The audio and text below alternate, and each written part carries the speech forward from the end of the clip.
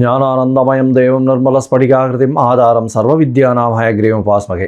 Next gen YouTube channel நேயர்களுக்கு astro KS ஐயங்காரின் பணிவான நமஸ்காரங்கள். விஸ்வாவசு வருஷம் ஆவணி மாதம் 17/8/2025 16/9/2025 வரலும் உண்டான நாட்கள். இந்த ஆவணி மாதம் அப்படின்றது தட்சிணாயனத்தின் 2வது மாதம். இந்த மாதத்தில் எல்லா விதமான ஃபெஸ்டிவல்ஸ் எல்லாமே வரக்கூடிய வாய்ப்புகள் மிகவும் அதிகம். ஏன்னா ஏற்கனவே ஆடி மாதம் பார்த்திங்கன்னா கடவுளுக்குன்னு உண்டான மாதம் அப்படின்னு சொல்லியிருக்கோம். இந்த மாதத்தில் திருமணங்கள் கைகூடக்கூடியது, திருமணங்கள் எல்லாமே நடக்கக்கூடியது, எல்லா விதமான வீட்டு சுபகாரியங்கள்லாம் நடக்கக்கூடிய மாதம். சரி, இந்த மாதத்தினுடைய கிரக சாரங்கள் என்ன அப்படின்றத பார்ப்போம்.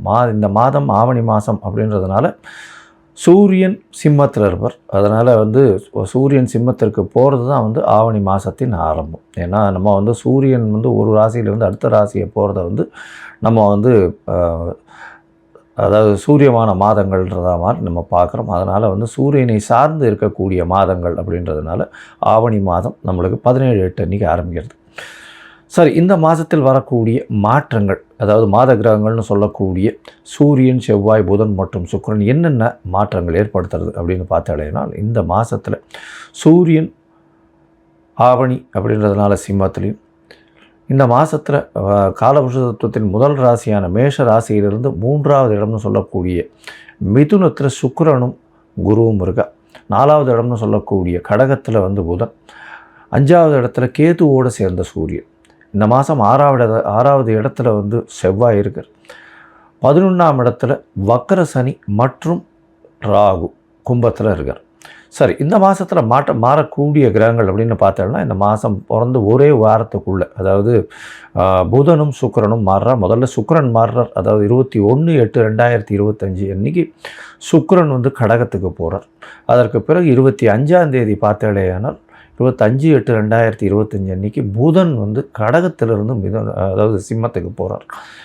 இந்த மாத கடைசியில், அதாவது 14ஆம் தேதி செவ்வாய் கன்னியிலிருந்து துலாத்துக்கு வர்றார். 14/9/2025 அன்றைக்கி. அதுக்கப்புறம் 15ஆம் தேதி சுக்கிரன் மறுபடியும் கடகத்திலிருந்து சிம்மத்துக்கு வர்றார். இதுதான் இந்த மாதத்தினுடைய மாற்றங்கள். சரி, இந்த மாதத்தில் வரக்கூடிய சில விசேஷ நாட்கள் என்ன அப்படின்னு பார்த்தோம்னா, முதல் விசேஷ நாள் அப்படின்னு பார்க்கும்போதே வாஸ்து நிதிரை விடக்கூடிய நாள். அது 22/8/2025 அன்றைக்கி. அதுவும் மத்தியானம் வாஸ்து நிதிரை விடுறார்.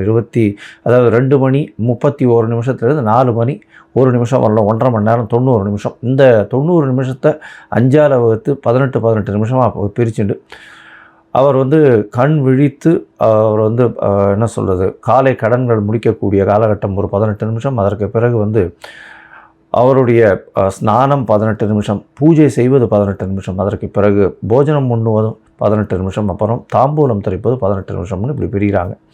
இதில் கடைசி 18 நிமிஷம் தாம்பூலம் தரிப்பதும் போஜனம் மருந்தும் கூடிய காலகட்டத்தில் செய்யக்கூடிய எந்த வேலைகளாக இருந்தாலும், அதாவது வீடு மனை கோல் போடுதல், அது தவிர வீட்டுக்கு புதுசாக வீடு கட்டுறது, வீட்டுக்கு அஸ்திவாரம் போடுறது, மனை இது பூஜை போடுறது, இது எல்லாமே எல்லா விதமான ஏற்றத்துடன் காணப்படும் அப்படின்றது. அது எந்த ஒரு தங்கு தடையின்றி போகக்கூடிய காலகட்டமாக இருக்கும். இந்த வாஸ்து நாளில் உங்களுக்கு எந்த ஒரு அதாவது திதி வார நட்சத்திரம் இது எதுவுமே பார்க்க வேண்டாம். ராகுகாலம், யமகண்டம் இந்த மாதிரியான விஷயங்களும் பார்க்க தேவையில்லை இந்த காலகட்டத்தில். அதனால் நல்ல ஒரு ஏற்றமான காலம். நிச்சயமாக வீடு கட்டணும்னு பார்க்குறவங்க இந்த காலகட்டத்தை எடுத்துட்டிங்கன்னா நல்ல ஒரு ஏற்றம் கிடைக்கும். அதற்கு பிறகு இந்த மாதத்தில் பார்த்தடையானால் சாம உபாகர்மா, அதாவது எஜுர் உபாகர்மா, சாம உபாகர்மா, சாமவேதம் சொல்கிறவர்களுக்கு இந்த வருஷத்தினுடைய பூணல் மாற்றக்கூடிய அது செலிப்ரேஷன் என்ன, அந்த பூணல் மாற்றக்கூடிய அவர்களுடைய காயத்ரி ஜபத்தை பூணல் மாற்றக்கூடியதும், அவர்கள் காயத்ரி ஜபம் பண்ணி மிகப்பெரிய ஏற்றுமை கொள்ளக்கூடிய காலகட்டம் அப்படின்னு சொல்லக்கூடியது. இது 26/8/2025 அப்படின்னு அந்த நாளில் வருது. அதற்கு பிறகு பார்த்தாலேயானால் வாமன ஜெயந்தி வரக்கூடிய நாள் 4/8/2025 அன்றைக்கி வாமன ஜெயந்தி. அதற்கு பிறகு 5ஆம் தேதி அன்னைக்கு ஸ்ரவண நட்சத்திரம், ஸ்ரவண விரதம் சொல்லக்கூடியது. அதற்கு பிறகு 7/9 அன்றைக்கி பௌர்ணமி. இந்த வாட்டி பௌர்ணமி பார்த்தாலேயானால் கிரகணம் வரும். ஏன்னா கேதுவோடு சேர்ந்த சூரியனும் ராகுவோடு சேர்ந்த சந்திரனும் வருது. இந்த வாட்டி உண்டான கிரகணம் டைமிங் அதெல்லாம் வந்து அப்புறமா போடுறேன். அது வந்து ஃபாலோ பண்ணுங்க. ஐ திங்க் பௌர்ணமியில் வர்ற கிரகணம் அப்படின்றதுனால சந்திர கிரகணம் ராத்திரி வந்து சந்திரன் மறைஞ்சு திருப்பி ஒளி ஊட்டக்கூடிய காலகட்டம் வரும். நான் அது இந்தியாவில் தெரியக்கூடிய விஷயம் அது. நான் அதுக்கு உண்டான டைமிங் இல்லாமல் எடுத்து போடுறேன். அதற்கு பிறகு 8, 9 அன்றைக்கி மாலையபட்சம் ஆரம்பிக்கிறது. இந்த வாட்டி பட்சம் வந்து நார்மலாக புரட்டாசியில் தான் வரும். முன்னாடி வந்து ஒரு 10 நாள் முன்னாடியே வந்துடுறது. மாலையபட்ச ஆரம்பம் 8, 9 அன்றைக்கே ஆரம்பிக்கிறது. 13ஆம் தேதி அன்றைக்கி, அதாவது 12ஆம் தேதி அன்றைக்கி மகாபரணின்னு சொல்லக்கூடியது. அதாவது யாரெல்லாம் பித்ருக்களுக்கு ஸ்ரார்த்தம் பண்ணுறாலோ அன்றைக்கி பண்ணக்கூடியது விசேஷம். அதாவது டேட்டு தெரியாமல் இருக்கிறவா, திதி தெரியாமல் இருக்கிறவாள்லாம் அன்றைக்கி பண்ணிடுவாள். அதே மாதிரி 14/9/2025 இன்றைக்கி மத்தியாஷ்டமின்னு சொல்லக்கூடியது. இன்றைக்கி அந்த அன்றைக்கி அஷ்டமியை வேற மத்தியாஷ்டமின்னு சொல்லக்கூடிய நடுபாதியான இந்த மாலையபட்சத்தின் நடுபாதி. அதனால் அன்றைக்கும் வந்து எல்லாருக்கும் தர்ப்பணம் கொடுக்கறத பண்ணலாம். இன்றைக்கி கோகுலாஷ்டமி வேறு, ஏன்னா ஆவணி மாதம் வரக்கூடியது அஷ்டமின்றதுனால கோகுலாஷ்டமி ரோகிணி நட்சத்திரோட சேர்ந்து வர்றதுனால அன்றைக்கி முனித்திரியம் ஸ்ரீமடம் இவாளுக்கெல்லாம் வந்து அன்றைக்கி ஸ்ரீ ஜெயந்தி இருக்கக்கூடும். அதனால் அன்றைக்கி வந்து மிகப்பெரிய ஏற்றமான நாள். அதை தவிர பார்த்தலையானால் ஆவணி மாதம் ரோகிணி நட்சத்திரம், அதற்கு பிறகு அஷ்டமி, இது 3ம் சேர்ந்து வரக்கூடிய காலன்றதுனால கோகுலாஷ்டமி அப்படின்னு கொண்டாடுறேன். சரி, இந்த மாதம் வந்து மேஷம் முதல் மீனம் வரை எப்படி இருக்குது அப்படின்றத பார்க்கலாம். அதற்கு முன்னாடி என்னுடைய மொபைல் நம்பர் ஸ்க்ராலிங்கில் போயின்னு இருக்கும். உங்களுக்கு வந்து அஸ்ட்ராலாஜிக்கல் கன்சல்ட் தேவைப்பட்டுதுன்னா எனக்கு வந்து மெசேஜ் பண்ணுங்கள். உங்களுடைய date, time, place of birth, உங்களுடைய பெயர், தாய் தகப்பனார் பெயர் அனுப்புங்க. என்னுடைய கட்டணம் என்னென்னு சொல்கிறேன், கட்டணத்தை போடுங்க. அதற்கு பிறகு உங்களுக்கு நான் அந்த பிடிஎஃப் வந்து போட்டுவிட்டு, அதாவது உங்களுடைய ஜாதகத்தை போட்டுவிட்டு, ஜாதகத்தில் சந்தி இருக்கான்னு பார்க்கணும். ஏன்னா எனக்கு தெரிஞ்சவா நிறைய பேர் 50 வயசு 55 வயசுலாம் இருக்குது. அவள்லாம் வந்து மிருகசீர நட்சத்திரம் ரிஷப ராசின்னு சொல்லிட்டு இருப்பா, ஆனால் மிதுன ராசியில் இருப்பாள். அதே மாதிரி சித்ரா நட்சத்திரம்னு சொல்லிட்டு இருப்பா, துலா ராசியில்னு சொல்லிட்டு இருப்பா, அது கன்னியா ராசியில் இருப்பாள். அந்த மாதிரி மாறி மாறி ராசிகளும் சரி லக்னங்களும் சரி மாறி இருந்து, அதனால் வந்து அவளுக்கு இப்போ நல்ல காலம் நடக்குது அப்படின்னு நினச்சின்னு இருப்போம். ஆனால் வந்து லக்னத்துக்கு ஏற்றமான காலமாக இருக்காது. அதனால் சந்தியில் இருக்கும். அதனால் சந்தி என்னன்றதை பார்த்து அதற்கு அப்புறம் வந்து உங்களுக்கு உண்டான ஜாதகத்தை போடுறேன். அதற்கு பிறகு உங்களுக்கு நான் அப்பாயின்மெண்ட் தரேன். நான் வந்து உங்களோட பேசுகிறேன். உங்களோட பேசும்போது உங்களுக்கு உண்டான பிரச்சனைகள் என்ன ஏதுன்றதை, அதற்கு உண்டான எளிய வழிமுறைகள் என்ன ஏதுன்றதை நான் சொல்கிறேன்.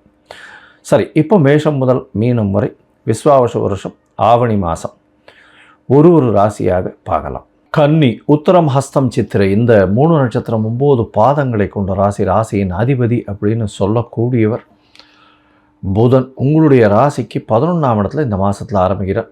இந்த மாதம் பார்த்தாலேனால் 17/8/2025 16/9/2025 வரலும் உண்டான காலகட்டம். இந்த மாதத்தில் வந்து உங்களுக்கு, அதாவது விஸ்வாவச வருஷம் ஆவணி மாதத்தில் பார்த்தாலேனா உங்களுடைய ராசிக்கு பொதுவாகவே வந்து மாத கிரகங்கள்னு சொல்லக்கூடிய சூரியன், செவ்வாய், புதன் மற்றும் சுக்கிரனுடைய மாற்றங்களை வச்சு தான் மாத கிரகங்களுடைய பலன்களை சொல்லுவோம், மாதத்தினுடைய பலனை சொல்லுவோம். இந்த மாதத்தில் உங்களுடைய ராசிக்கு பார்த்தோன்னா 12ஆம் இடத்துல சூரியன் இருக்கார், கேதுவோட சம்பந்தம். அதனால் தூக்கங்கள் பாதிக்கப்படக்கூடிய வாய்ப்புகள் உண்டு. தூக்கம் பாதிக்கும். அதனால் உடல் நலத்தில் கொஞ்சம் ஜாகிரதையாக இருக்கிறது நல்லது. ஏன்னா செவ்வாய் ராசியிலே இருக்கிறது அந்த அளவு விசேஷத்தை கொடுக்காது. ஏன்னா 8ஆம் அதிபதி 3/8 அதிபதி அப்படின்றதுனால உடல் நலத்தில் சற்று சூடு சம்பந்தமான பிரச்சனைகளும் அந்த மாதிரியான விஷயங்கள் வரக்கூடிய வாய்ப்புகள் உண்டு. புதிய வேலை கிடைக்கக்கூடிய வாய்ப்புகள் உண்டு. ஏன்னா 6ஆம் இடத்துல வக்கர சனி இருக்கிறதும் ராகுவோடு சேர்ந்துருக்கிறதும் பெரிய மாற்றங்களை ஏற்படுத்தும். புதிய வேலையும் வந்து உங்களுக்கு ஒரு நல்ல ஒரு பொசிஷனில் கிடைக்கக்கூடிய காலகட்டமாக அமைப்போகுது.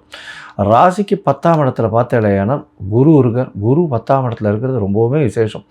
தனித்த அந்தணன் பாழ்னு சொன்னாலும் அதாவது 10ல் ஒரு பாவியாவது இருக்கணும்னு ஜோதிட சாஸ்திரம் சொல்கிறது. அதனால் வந்து குருவோடு சேர்ந்து சுக்கிரன் வேறு இருக்கார். இந்த மாதம் நல்ல ஒரு ஏற்றம் கிடைக்கக்கூடிய காலகட்டம். தொழிலில் வந்து புதிய மாறுதல்கள், புதிய ஏற்றங்கள் கிடைக்கக்கூடிய தொழில்கள் நிச்சயமாக ஏற்றத்தை கொடுக்கும். அதுவும் வந்து எழுத்து தொழில், அதாவது கட்டுரை கவிதை எழுதுகிறவங்க, அது தவிர சினி இண்டஸ்ட்ரியில், அதாவது வெள்ளித்திரை சின்னத்திரை இந்த இண்டஸ்ட்ரியில் இருக்கக்கூடிய ஆர்ட் டைரக்டர்ஸ், அது தவிர டைரக்டர்ஸ், அதாவது கேமராவுக்கு பின்னிருந்து செயல்படக்கூடியவர்கள், அவங்களுக்கெல்லாம் வந்து பெரிய ஏற்றம் கிடைக்கக்கூடிய காலகட்டமாக அமையப்போகிறது.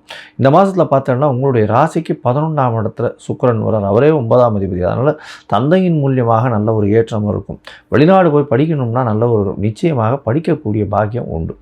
உங்களுடைய ராசிக்கு பார்த்தோன்னா ராசிநாதன் 12ஆம் இடத்துல வரார். 12ஆம் இடத்துல புதன் மறைஞ்சிருந்தாலும் நல்ல ஒரு ஏற்றத்தை கொடுப்பார். படிக்கக்கூடிய மாணவர்களுக்கு அபரிமிதமான கல்வி ஆற்றல், நல்ல ஒரு ஏற்றம் கிடைக்கக்கூடிய வாய்ப்புகள் நிச்சயமாக உண்டு. மொத்தத்தில் பார்க்கும்பொழுது பார்த்தோன்னா இந்த கன்னியா ராசிக்காரர்களுக்கு மிகவும் ஏற்றமான காலம்.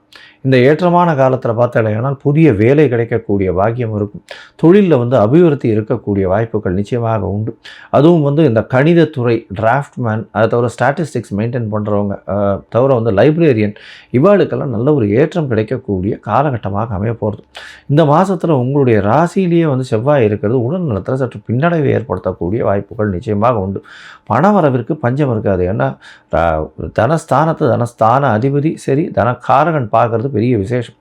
உங்களுடைய ராசிக்கு 11ஆம் இடத்துல சுக்கிரன் இருக்கிறதுனால 2வது திருமணத்துக்கு பார்த்து கொண்டிருப்பவர்களுக்கு கண்டிப்பாக மூத்த சகோதரிகளோட நல்ல ஒரு இணக்கம் இருக்கக்கூடிய வாய்ப்புகள் நிச்சயமாக உண்டு. உங்களுடைய ராசிக்கு 12ஆம் இடத்தில் கேத்து இருக்கிறதுனால தூக்கம் கலையக்கூடிய வாய்ப்புகள் நிச்சயமாக உண்டு. இந்த மாதத்தில் பார்த்தலையானால் உங்களுடைய ராசிக்கு சந்திராஷ்டம காலம்னு சொல்கிறது 10/9/2025 12/9/2025 வரலும் உண்டான காலகட்டம். இந்த காலகட்டத்தில் பார்க்கும்போது சந்திரன் உங்களுடைய ராசிக்கு 8ஆம் இடத்துல மறைந்து இருக்கக்கூடிய காலகட்டத்தை சந்திராஷ்டமம்னு சொல்கிறோம். பொதுவாகவே இந்த காலகட்டத்தை அவாய்ட் பண்ணுறது நல்லது. அதாவது புதிய முடிவுகள் எடுக்கிறது அவாய்ட் பண்ணுறது நல்லது. ஏன்னா மதிகாரகன் மறைஞ்சிருக்கும் போது மதி மயங்கக்கூடும். அதனால் தவறான முடிவுகள் எடுக்கக்கூடும்னு சொல்கிறோம். ஒருவேளை நீங்கள் பண்ணியே ஆகணுன்ற கட்டாயம் இருந்ததே ஆனால் சந்திரனுக்குண்ட எளிய பரிகாரம்னு சொல்லக்கூடிய அருகில் உள்ள லக்ஷ்மி நரசிம்மருக்கு பானகம் சமர்ப்பிச்சுட்டு வாங்கும். நல்ல ஒரு ஏற்றமும் மாற்றமும் உங்கள் வாழ்வில் வரும். இதை தவிர பார்த்தலையானால் இந்த கன்னியா ராசிக்காரர்கள் இன்ஸ்ட்ருமெண்டல் மியூசிக் வாசிக்கிறவா, பேப்பர், அது தவிர லைப்ரரி, இந்த மாதிரியான விஷயங்கள், எழுத்து பணியில் இருக்கிறவா, கலை கட்டுரைகள், அந்த மாதிரியான விஷயங்கள் இது பண்ணுறவா, ஆர்கிடெக்சர், அந்த மாதிரியான விஷயங்களில் இருக்கிறவா நல்ல ஒரு ஏற்றம் கிடைக்கக்கூடிய வாய்ப்புகள் உண்டு. இந்த மாதம் நீங்கள் அருகில் இருக்கக்கூடிய ஹயக்ரீவரை போய் சேவிச்சுட்டு வாங்க. நல்ல ஒரு ஏற்றமும் மாற்றமும் உங்களுடைய வாழ்வில் நிச்சயமாக வரும்.